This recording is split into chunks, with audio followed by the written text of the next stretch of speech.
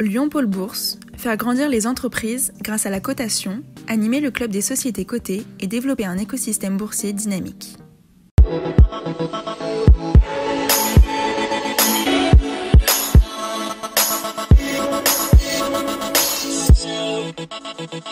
Bonjour et merci de nous retrouver dans Bourse et Valeurs, le rendez-vous des entreprises cotées sur lyondécideur.com. Mon invité dans un instant, Patrick Marché, président du conseil de surveillance de Neolife, créateur d'Eco-Matériaux. À retenir cette semaine dans l'actualité des valeurs régionales, l'introduction en bourse réussie d'Obiz, l'entreprise lyonnaise spécialisée dans les programmes de fidélisation client. Cours d'introduction retenu 7,50 € qui valorise la société de Brice-Chambard, un peu plus de 31 millions d'euros.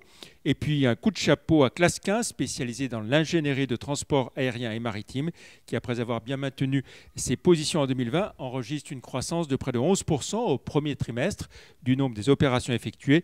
Clasquin a par ailleurs signé un partenariat stratégique avec Windle, la plateforme collaborative de suivi des flux d'approvisionnement qui s'inscrira dans le cadre de la propre plateforme digitale du groupe, Live by Clasquin, lancée l'an dernier. En bourse, à 47,30 €, Clasquin enregistre une croissance de 28,3% depuis le 1er janvier, de près de 80% en un an et de 44% en 5 ans.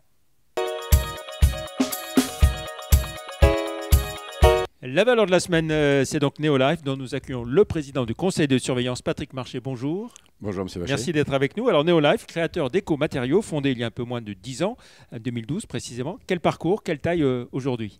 Neolife est une entreprise qui a fait son chemin depuis cette création dit modèle start-up, puisque aujourd'hui nous sommes à 8 millions de chiffres d'affaires l'année dernière.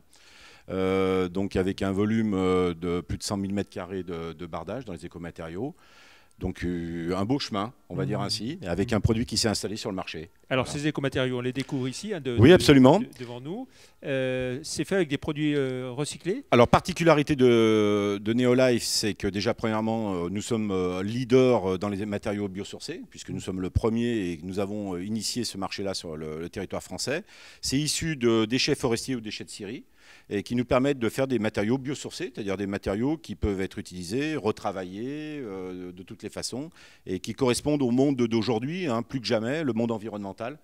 Une grosse différence par rapport au bois classique, puisqu'ils ont cet avantage de ne pas vieillir dans le temps, de ne pas changer de couleur et de ne pas avoir de variation dimensionnelle. Je reste sur l'aspect technique, mais c'est un atout et c'est une innovation française, il faut le dire quand même, parce qu'on parle souvent de plein de technologies. Donc il y a des brevets derrière tout ça. Bien sûr, il y a de nombreux brevets qui ont été déposés, de nombreuses certifications qui ont fait qu'aujourd'hui ce matériau se vend sur le marché européen et est reconnu par nos amis européens, que ce soit allemands, hollandais, où nous développons d'une façon forte aujourd'hui. Voilà, on va y revenir. Alors, avant de parler de l'activité depuis le début de l'année 2021, rappel sur l'année 2020, comment est-ce que vous avez fait face à la crise sanitaire ? On sait que le marché du bricolage était très bien orienté. Et celui de la construction, j'ai envie de dire, en général ? Il était plutôt stable pour nous parce que nous étions habitués à avoir une croissance de l'ordre de 30%. Donc, nous avons fait flat, on va dire, l'année dernière. Le Covid nous a impacté puisque la construction, d'une façon générale, nous on travaille essentiellement avec le tertiaire, avec la construction de logements individuels, ainsi de suite. Donc ça, il y a eu un ralentissement. Donc on l'a subi, mais on a fini le 4e trimestre très correctement, ce qui nous a amené une année flat. Et aujourd'hui, on a repris une croissance très forte sur le premier trimestre de l'année 2021. Est-ce que vous avez fait appel au PGE, par exemple ? On a fait en partie appel au PGE. En partie. À quelle hauteur ? À l'auteur de 25% du montant que nous avions le droit. Donc, sur une base de 8 millions, 25%, on peut avoir un ordre d'idée. Voilà. Voilà. Alors, vous le disiez, depuis le début de l'année, une belle croissance ? Oui, une belle croissance depuis le début de l'année. On est sur un rythme de 30% de croissance. Comme j'expliquais, 8 millions de chiffres d'affaires l'année dernière. Et aujourd'hui, sur ce premier trimestre, on a déjà un pipe qui nous amène, c'est-à-dire un volume d'activité puisqu'emmagasiné, de l'ordre de 30% actuellement sur le marché français. Voilà. Alors, marché français qui marche bien. Et puis aussi... le marché européen qui marche bien. D'autres pays européens, voilà. Oui, marché européen, puisque c'est un produit, tout ce qui est biosourcé, je dirais, ces matériaux d'innovation, technologie française, mais qui sont très appréciés des Européens, de l'Allemagne et des produits des pays hollandais, Belgique et du nord de l'Europe, on va dire. dire. Là, nous sommes en train de nous construire d'une façon assez significative. Et on pense que petit à petit, 20% du marché sur les 3 ans qui arrivent seront en Europe chez nous. Voilà. C'est quelque chose qui est en sachant vous concevez les produits, etc., les brevets, et la fabrication proprement dite, elle est faite où? Alors, la fabrication, comment ça se passe aujourd'hui? Nous, la particularité, nous avons une formulation qui nous permet de traiter ces déchets. Ces déchets, nous les faisons fabriquer aujourd'hui sur le territoire en Allemagne et en France, ce qu'on appelle le compound, la granule. Et ensuite, on utilise les usines de plasturgie françaises, qui sont dans le pays de Gex, ou du côté maintenant de l'ouest de la France, qui nous permettent de sortir des éléments de construction. Donc, on a une sorte de capillarité industrielle qui est assez forte. Qui nous permet aujourd'hui de nourrir ce marché à la vitesse qui est demandée, qui est le produit Neolife. La difficulté au départ, quand on est arrivé sur ce marché, je ferai juste un instant, c'était qu'un nouveau produit dans le bâtiment, c'est pas simple. Les certifications... Parce qu'il y a des habitudes. Oui, vous avez les habitudes, et vous avez surtout dans le bâtiment, on demande je crois ce que je vois. Donc, si vous voulez, il faut le poser, mais pour qu'on vous le pose, il faut l'acheter.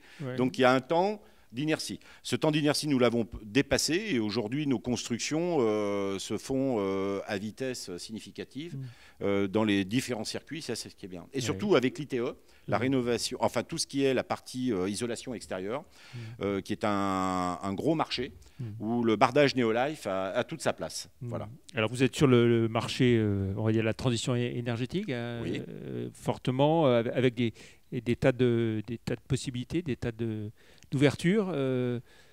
On est dans le, on va dire entre guillemets, dans le move de l'environnement. C'est-à-dire que même la nouvelle charte de Neolife, le nouveau logo de Neolife et tout ce qui a été construit aujourd'hui, c'est une politique environnementale, puisqu'on s'est tout de suite installé dans cet esprit-là. Du recyclable, issu de déchets. Donc, si vous voulez, notre place, elle est là. Et elle correspond aux années qui arrivent. Et je crois que... J'insiste beaucoup sur ces technologies françaises parce que parfois on se dit dans des matériaux lourds de construction, il y a des grands groupes qui partent à l'étranger maintenant, mais cette entreprise start-up lyonnaise a aujourd'hui un bel avenir puisqu'elle a trouvé son marché et le marché du recyclage, et enfin du marché du biosourcé est significatif. À la fois donc biosourcé, à la start-up et puis fabrication française. Fabrication française, oui. Est-ce que vous inscrivez dans le cadre du plan de relance sur les aspects transition écologique aussi Non, nous ne sommes pas... D'abord, premièrement, si vous voulez, dans notre domaine, c'est surtout d'avoir des accréditations et des labellisations. Des accréditations pour pouvoir répondre aux exigences de la construction française. Je dirais que toutes ces étapes, nous les avons passées. Et même les étapes qui arrivent sur les 3 ans qui arrivent, puisque nous avons eu toutes les certifications pour faire différentes tailles de bâtiments, différentes tailles de construction. Et aujourd'hui, on fait aussi bien du tertiaire que du centre commercial, que du musée. Donc, c'est une belle réussite par rapport à ça. Alors, on a l'idée aussi souvent que c'est plus cher parce que c'est plus écologique. Est-ce que c'est vrai? Est-ce que c'est faux? Alors ça, c'est un grand débat, si vous voulez. Nous, on a un prix qui correspond à un prix de marché. On est dans le marché. Simplement, il faut que l'artisanat, les poseurs, qui sont nos clients quand même, puisqu'on a les donneurs d'ordre, mais on a nos poseurs, d'une façon générale, doivent s'habituer, appréhender le produit. Mais le prix est une chose. On est un peu plus cher. Peut-être parfois par rapport à ce qui peut venir de l'importation, pas du territoire français. La différence, c'est la durabilité. La durabilité, c'est que ces matériaux-là, l'avantage, vous pouvez les poser. Au bout d'une dizaine d'années, vous avez envie de changer, on peut les reprendre, les recycler et refaire un nouveau matériau avec une nouvelle couleur. Ça a un prix, tout ça. Et en même temps, je pense qu'aujourd'hui, on doit mettre un peu plus pour avoir du bien-être. Et dans la construction, c'est, à mon avis, quelque chose où il faut vraiment s'attaquer. Ça ne peut pas être que des idées. Voilà. Qui sont vos clients en direct? Alors, les clients directs, on a les grands donneurs d'ordre qui sont les gros promoteurs immobiliers qu'on connaît. Et ensuite, on a aussi tous ceux qui posent, donc tous les poseurs, les artisans qui fournissent ces matériaux lors des projets de construction. Voilà. Neolife, une entreprise de Limonest, basée à Limonest. Alors depuis peu, nous avons changé. Nous sommes installés à Champagne au Mont-d'Or. D'accord. Mais toujours dans ce côté ouest de Lyon. Et aujourd'hui, c'est une entreprise de combien de personnes? Aujourd'hui, c'est une entreprise de 18 personnes. Voilà. Puisque notre valeur ajoutée, c'est la partie recherche et développement et la partie commerciale, puisqu'on a pris le choix de sous-traiter l'industrie, en fin de compte, et de faire valoir cette industrie dans notre région, en partie quand même, avec la plasturgie. Voilà. Très bien. Globalement, l'année 2021, vous la voyez comment? L'année 2021, pour nous, comme elle est partie, ça sera une belle année, d'accord. On envisage sur les deux proches, d'ici 2023, on aura doublé notre chiffre d'affaires. Je pense que le produit biosourcé est demandé, soyons clairs. Aujourd'hui, il y a une prise de conscience. Et je veux dire que le fait d'être un précurseur, aujourd'hui, ça revient dans le sens de l'histoire pour nous. C'est-à-dire qu'on est demandé, ça devient un produit, on demande du Neolife. Et c'est une belle chose. Très bien. Merci beaucoup, Patrick Marché, d'être venu dans Bourse et Valeurs pour faire le point sur votre entreprise. On jette un œil pour finir sur votre parcours en bourse. Vous cotez autour de 0,33 € au moment où on enregistre, moins 26% depuis le 1er janvier, plus 57% depuis un an et moins 76% sur 5 ans. Mais bien sûr, il faut regarder tout ça sur une longue période. Exactement. Merci beaucoup. Plus d'informations sur Neolife sur les sites live.euronext.com et zonebourse.com. La semaine prochaine, nous accueillerons Alexis Janin, le directeur régional d'Euronext. On fera le point justement sur les multiples introductions en bourse en France et dans la région. Merci, très bon week-end, au revoir. Merci.